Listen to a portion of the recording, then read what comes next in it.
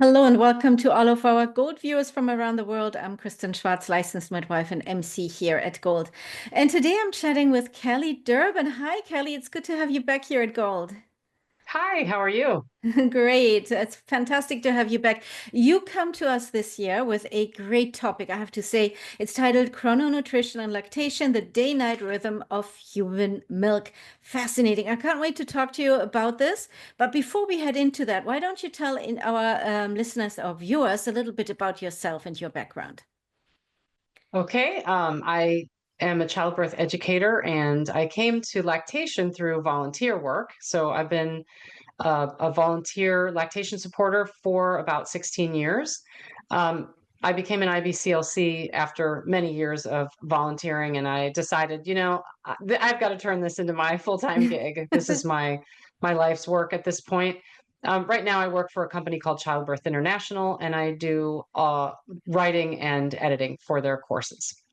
And you've done also research, right? And a lot of writing. Yes, So I know you're a little bit of a nerd, right, Kelly? yes. So, so that's why also this interest for you in this topic of chrononutrition.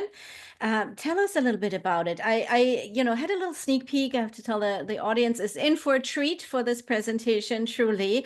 And you talk about the circadian variations in human milk. And that was something I honestly hadn't really thought about. But once you get into it, makes a lot of sense. So just give us a little bit of an overview what that really means. So human milk, again, shows its brilliance in this Mhm. regard. We are absolutely programmed to deliver time stamped milk to our babies when we're nursing. So what that means is that infants get information that helps them develop their circadian rhythms Mhm. according to the time of day that they come to the breast. And what's interesting is that, and we'll find out in this talk, that expressed milk also has that signature, and it can be sometimes an added complication if we're serving the wrong time of or the wrong milk at the wrong time of day, if that makes any sense. So there is daytime milk and nighttime milks, if I understand that correct, or That's so. exactly right. And so that's fascinating, and it makes so much sense because you mentioned it. It's the brilliance of human milk, right? I mean, we know that we make milk makes that we make milk with antibodies if there's something going around, right, to protect the baby. We know that nuzzling the baby and kissing the baby that produces also certain things in milk, and it's absolutely fabulous. So this is important. And now I'm thinking, okay, if I was a new mom, and I learned about this, fascinating as it is, but I would think, oh my goodness, one more thing to think about now. If I'm pumping, how do I, what do I do? Is this feasible for me? So tell me a little bit about what we can tell our moms, our new moms then. I totally agree. I feel like this is, for some people, maybe just an added stressor. Like, do I really need to do this? Is this really going to Uh-huh. make that much of an impact?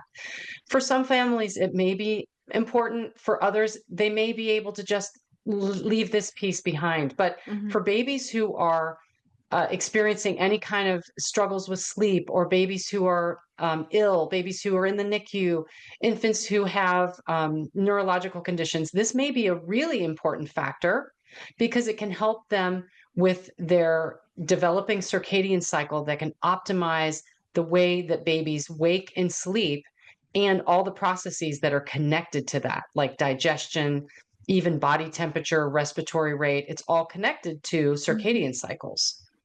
That is so fascinating. And yes, it makes, and at the same time, makes so much sense, right? And something that I find really, really interesting too, you mentioned the NICU, little preterm babies. So that's also something that is important for them, right? Because when we think of these little ones, we really don't really think of their circadian rhythms because there's so much emphasis on getting them the medication they need, getting them the procedures they need. All, the babies are hooked up to all kinds of machinery and noises.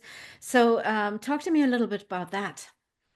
So some babies in the NICU get human milk, but if Mhm. their parent isn't there to directly feed, and likely they're not, it's going to be expressed milk. So Mhm. researchers are starting to ask really important questions about, should we take the time and effort that it would take to realize or match the time of day with the expressed milk. In other words, feeding morning milk during the day and during the morning, and nighttime milk to these infants at night.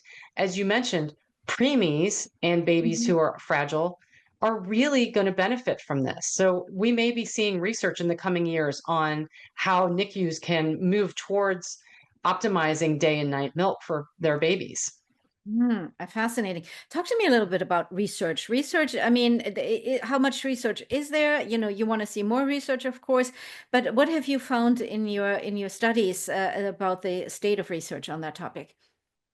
On the topic of using chrononutrition, Yes, there correct. it's becoming it's really actually um, a burgeoning topic right now. It's really blossoming, I would say. There, so if you go do a search for any kind of chrononutrition for human lactation, you will come up with Hmm. dozens of articles. And I would say probably starting in maybe the last 10 years, but certainly in the last 6 years, there have been an explosion of articles, research articles, trials, information, things that are happening that are, it's really interesting. So the research is showing us that babies are benefiting from day and night milk, and that this may be a really important factor, especially for babies who are fragile or preterm, in Hmm. helping them to consolidate day and night. Absolutely. I can't wait to see more, yeah, what's coming up in the next few years, right? I mean, we're just starting to scratch the surface, really, how I feel about this, right? So Yes. this is it's going to be exciting times ahead. Now, one more question I have for you here is about melatonin. I know you and I talked about this a little off screen before. You know, that is, something that's available, over the counter here in the United States, readily available. And, some people take it for sleep, or, if they wanted to assist their sleep.